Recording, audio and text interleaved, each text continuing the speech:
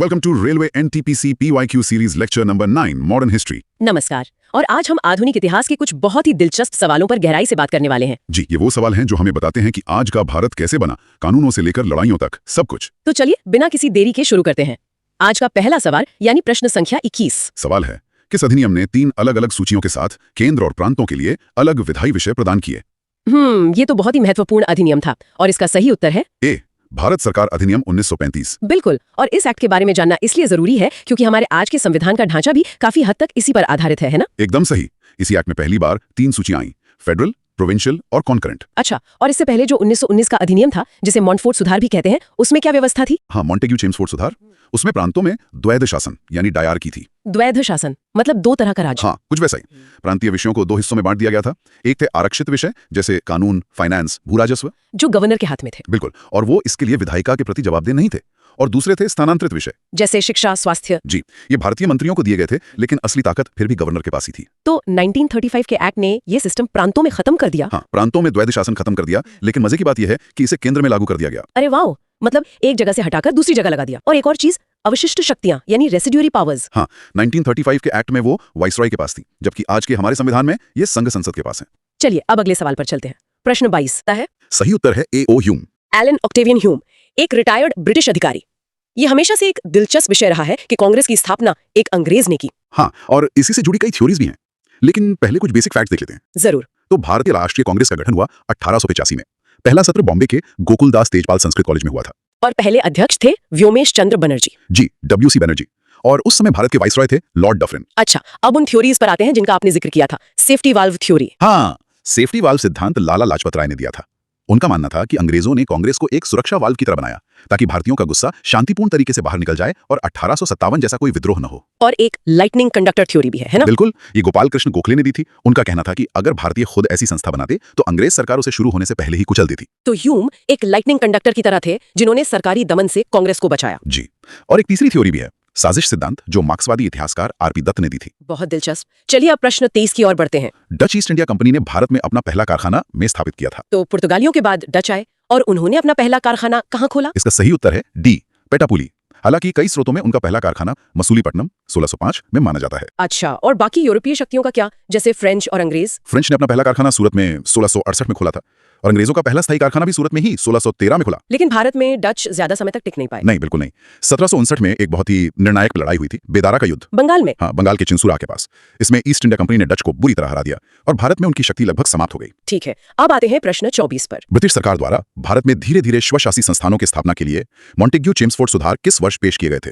ये सवाल तो हमारे पहले सवाल से ही जुड़ा हुआ है। जी बिल्कुल, और इसका सही जवाब है बी, 1919। हाँ, 1919। और इसी अधिनियम के तहत बनी परिषदों में प्रवेश करने के लिए 1923 में स्वराज पार्टी का गठन हुआ था। CR दास और मोतीलाल नेहरू ने किया था। जी, उनके साथ विठल भाई पटेल भी थे। चलिए अगला प्रश्न देखते हैं। प्रश्न 25। चेन्नई में निम्नलिखित में से कौन सी औपनिवेशिक काल की इमारत ग्रेटर चेन्नई कॉर्पोरेशन के मुख्यालय के रूप में कार्य करती है? ये एक दिलचस्प सवाल है जो इतिहास को वर्तमान से जोड़ता है।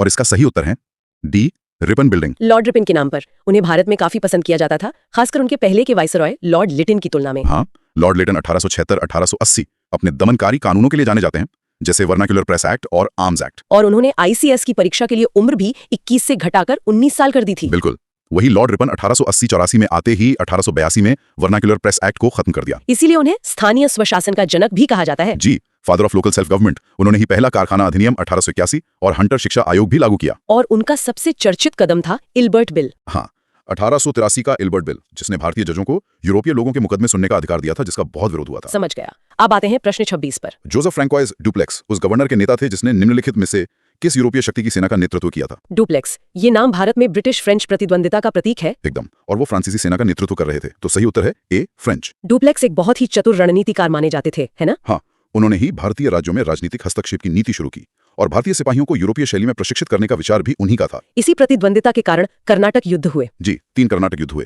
पहला 1746 से 48 तक, जो यूरोप में ऑस्ट्रियाई उत्तराधिकार युद्ध का ही एक हिस्सा था। और दूसरा युद्ध? दूसरा 1749 से 54 तक, हैदराबाद और आरकोट में उत्तराधिकार के विवादों को लेकर हुआ। लेकिन निर्णायक तो तीसरा युद्ध था। हाँ, तीसरा कर्नाटक युद्ध 1758-63।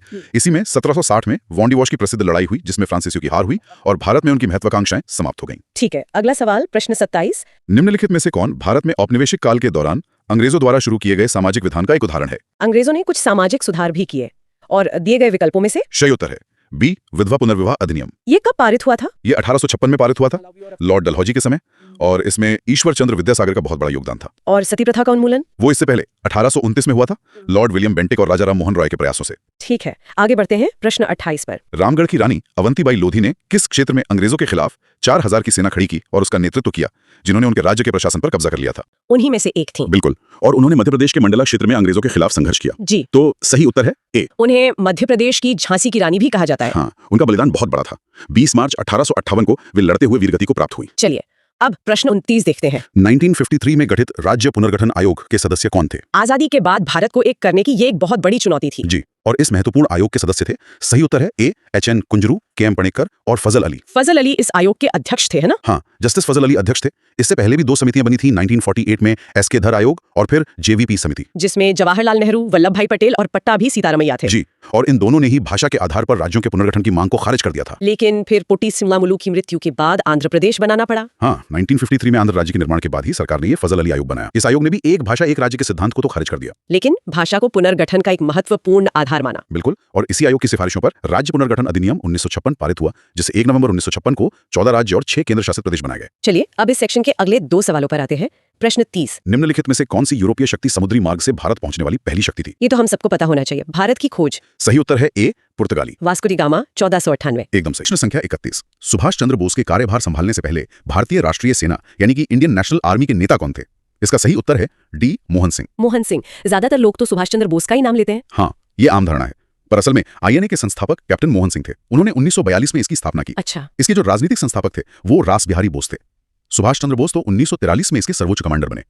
तो कमान बाद में उनके हाथ में आई। जी, आईएनए का मुख्यालय पहले सिंगापुर में था और बाद में रंगून ले जाया गया। और नेताजी के वो प्रसिद्ध नारे भी यहीं से आए, है ना? बिल्कुल, दिल्ली चलो, जय हिंद और तुम मुझे खून दो, मैं तुम्हें आजादी दूंगा, ये सभी नारे नेताजी ने दिए थे। उनकी कोई किताब या अखबार भी था? ये पुनर्जागरण का जनक या father of the Indian Renaissance कहा जाता है। इसका सही उत्तर है सी, राजा राम मोहन राय। राजा राम मोहन राय। इनको कुछ और उपाधियां भी मिली थी, सही है? हाँ बिल्कुल, रविंद्रनाथ टैगोर ने उन्हें भारत पथिक कहा था और जो राजा की उपाधि है वो उन्हें मुगल सम्राट अकबर द्वितीय ने दी थी। और उनके संगठन? उन्होंने 1815 में आत्मीय सभा और फिर 1828 में ब्रह्म समाज की स्थापना की। इनका मुख्य फोकस एकेश्वरवाद और समाज सुधार पर था। उनके कुछ साहित्यिक कार्यों के बारे में भी बताइए। जरूर, उन्होंने फारसी में तोहफत उल मुवाहिदीन लिखी, जिसका मतलब है एकेश्वरवादियों को एक उपहार। इसके अलावा प्रिसेप्ट्स ऑफ जीसस, बंगाली साप्ताहिक संवाद कौमुदी और फारसी पत्रिका मिरातुल अखबार भी उनके प्रमुख काम हैं। और इसी दौर के दूसरे सुधारक जैसे दयानंद सरस्वती। हाँ, दयानंद सरस्वती ने 1875 में आर्य समाज की स्थापना की। उनका नारा था वेदों की ओर लौटें, और उनकी प्रसिद्ध पुस्तक है सत्यार्थ प्रकाश। एक और नाम आता है आत्माराम पांडुरंग। जी, उन्होंने 1867 में बॉम्बे में प्रार्थना समाज की स्थापना की थी। उनका लक्ष्य भी तर्कसंगत पूजा और समाज सुधारी था, और वो ब्रह्म समाज से काफी प्रभावित थे। चलिए अब अगला सवाल, प्रश्न संख्या 33। इनमें से कौन सा आदिवासी विद्रोह 20वीं शताब्दी में नहीं हुआ था?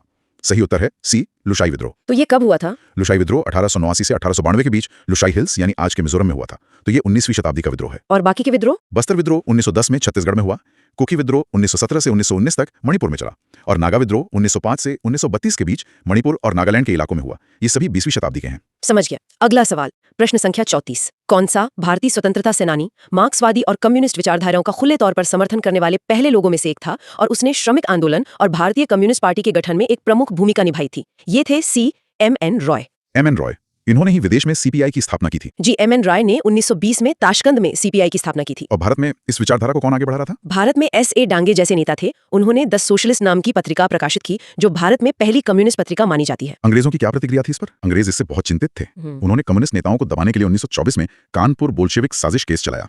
इसमें नलिनी गुप्ता, डांगे, शौकत उस्मानी और मुजफ्फर अहमद जैसे नेताओं को निशाना बनाया गया। लेकिन आंदोलन रुका नहीं। नहीं, बिल्कुल नहीं। भारत में सीपीआई की औपचारिक रूप से स्थापना 1925 में कानपुर सम्मेलन में हुई। ठीक है। प्रश्न संख्या 35। 1921 का मोपला विद्रोह, जिसे मालाबार विद्रोह भी कहते हैं, जी। जो ब्रिटिश शासन और हिंदू जमींदारों के खिलाफ था, ये किस स्थान पर हुआ था? ये हुआ था ए, केरला में। जी। अगला सवाल, प्रश्न संख्या 36। सुधार संगठनों और उनके संस्थापकों का इनमें से कौन सा जोड़ा सही है? सही जोड़ा है बी, सत्यशोधक समाज, ज्योतिबा फुले। ज्योतिबा फुले, इन्हें महात्मा की उपाधि भी दी गई थी। हाँ, 1888 में उन्हें महात्मा की उपाधि दी गई थी।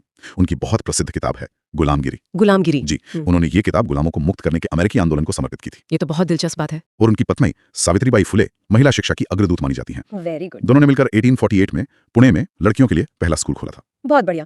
अब आते हैं प्रश्न संख्या 37 पर। 1510 में अल्फोंसो डी एल्बुकर्क ने बीजापुर के सुल्तान से किस स्थान पर कब्जा कर लिया और उसे पुर्तगाली पूर्वी साम्राज्य की राजधानी बनाया? सही जवाब है ए, गोवा। अगला सवाल प्रश्न संख्या 38। निम्नलिखित में से कौन सा आदिवासी विद्रोह नेता विद्रोह के दौरान फांसी पर नहीं चढ़ाया गया था बल्कि दूसरे देश में निर्वासित कर दिया गया था? इसका सही जवाब है सी, तिरोत सिंह। तिरोत सिंह, इनके बारे में खास बात है ना? जी। अक्सर ये सवाल पूछा जाता है कि किस आदिवासी नेता की मृत्यु ढाका जेल में हुई थी, तो उसका उत्तर तिरोत सिंह ही है। उन्हें ढाका निर्वासित किया गया था। चलिए अब प्रश्न संख्या 39 पर चलते हैं। 1962 का चीन भारत युद्ध मुख्य रूप से किस भौगोलिक क्षेत्र को लेकर लड़ा गया था? यह युद्ध हिमालयी सीमा को लेकर लड़ा गया था। और अब इस कड़ी का आखिरी सवाल, प्रश्न संख्या 40। भारत का अंतिम वायसराय कौन था जिसने जाने से पहले भारत के विभाजन की देखरेख की थी? इसका उत्तर है सी, लॉर्ड माउंटबेटन। तो लॉर्ड माउंटबेटन अंतिम वायसराय थे। जी, वो ब्रिटिश भारत के अंतिम वायसराय थे और स्वतंत्र भारत के पहले गवर्नर जनरल भी वही थे। और पहले भारतीय गवर्नर जनरल। स्वतंत्र भारत के पहले, अंतिम और एकमात्र भारतीय गवर्नर जनरल सी राजगोपालाचारी थे। और स्वतंत्रता की तारीख तो हम सब जानते हैं, 15 अगस्त 1947। जी, और विभाजन के लिए जो रेखा खींची गई उसे रेडक्लिफ रेखा कहते हैं। अगर आपको ये प्रस्तुति पसंद आई हो तो कृपया इसे लाइक करें, हमारे चैनल को सब्सक्राइब करें, अपनी शंकाएं कमेंट्स में पूछें और परीक्षा की तैयारी कर रहे अपने दोस्तों के साथ इसे जरूर साझा करें। धन्यवाद।